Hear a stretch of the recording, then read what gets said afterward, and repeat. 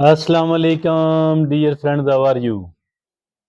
I welcome you here on my training channel. My name is Abdul Khalik. Dear friends, look, all of us, without exception, each and every one of us is experiencing certain problems in their life. We were having the problems earlier as well. Some of those have been solved, while another some of these are still lingering in our life. There are there are all the people suffering from are experiencing a situation like this one. Some of the people are taking it normally, while another some of the people they feel quite upset, quite unhappy. They are desperate to solve their problem. Today we are going to talk about how can we solve our problems in a creative manner. So that is the topic of our discussion today. Using our creativity, using our power of innovation, using our ingenuity to solve the problem which we people are experiencing, or any of our loved one is experiencing. Now there are certain very creative ways. These are eight in number.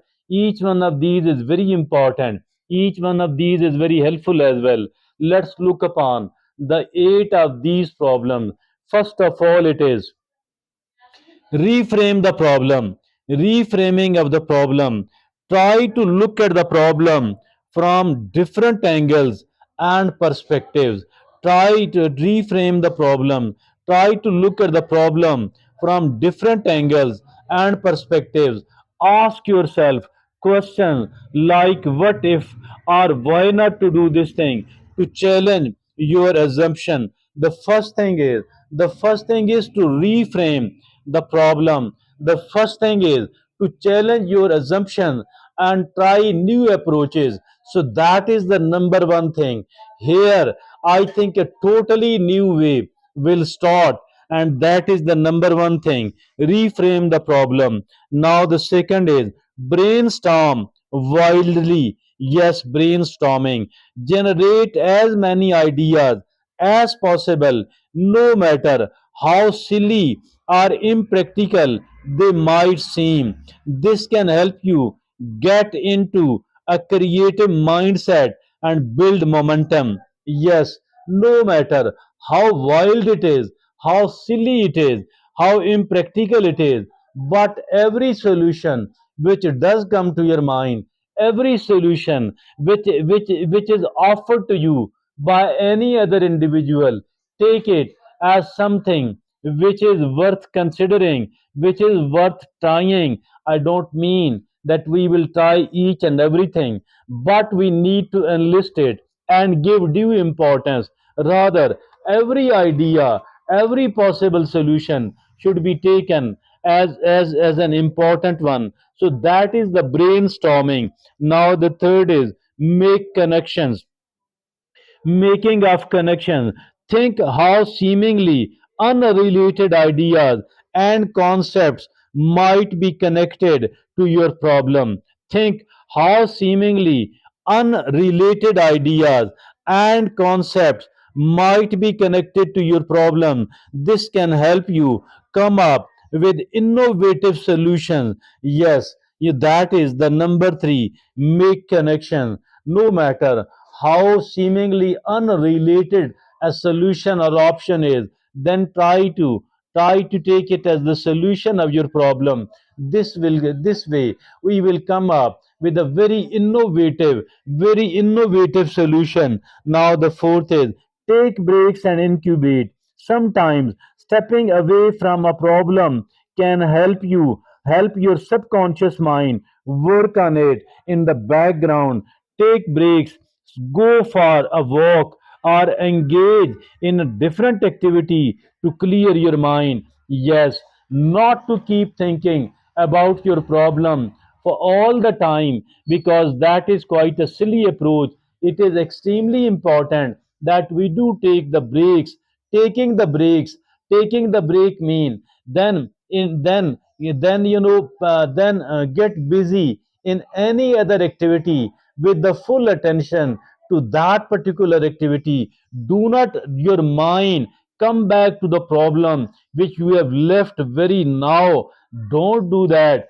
Get your mind busy in something else, or go for a long walk, and during that walk too, do not allow your conscious mind to work upon this issue, to work upon that problem. Rather, allow your subconscious mind to work in the background. Once a subconscious mind does think that this is a great idea, this can be taken as a key for the opening of the door, for the solution of the problem, for breaking the deadlock. So I think that is the right point. We actually need to activate, we need to activate our subconscious mind. So that is the number 4 thing. It also means that while we are busy with our mind on any other thing, our subconscious will incubate the ideas will germinate over there, and it will flourish, and it will work in the right direction. Our subconscious mind is an extremely important power. Simply we need to awaken it. Simply we need to learn how can we use our subconscious mind for the solution of the problems. So that is take breaks and incubate. Now the fifth is collaborate and seek diverse perspective. Yes, collaboration and seeking the direct perspectives.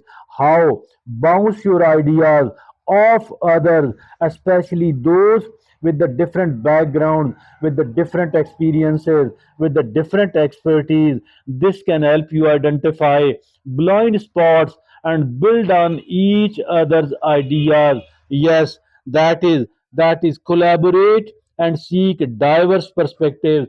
Talking to other people, throw your problem and your possible solutions upon other people, especially those people working in a different work, having a different background, different experience, different expertise, and they people are not thinking just like you. So I think it is very important indeed that we need to collaborate with those people, seeking the help of those people. They will give you certain things which should be taken as something valuable and important.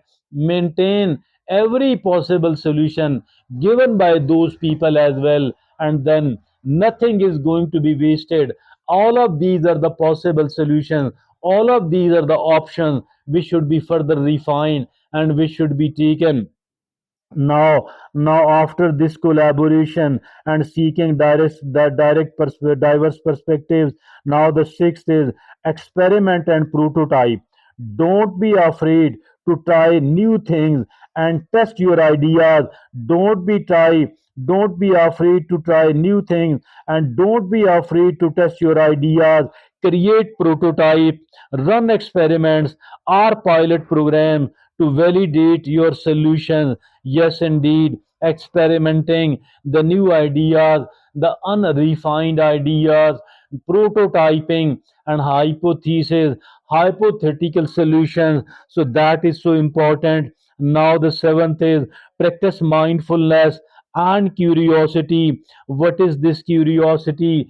Being very curious, being very much interested in knowing more and more possible solutions, being interested in knowing what the other people are doing for the solution of a similar problem, trying to understand and know what the other people are giving something as a solution, as a possible solution or a possible explanation.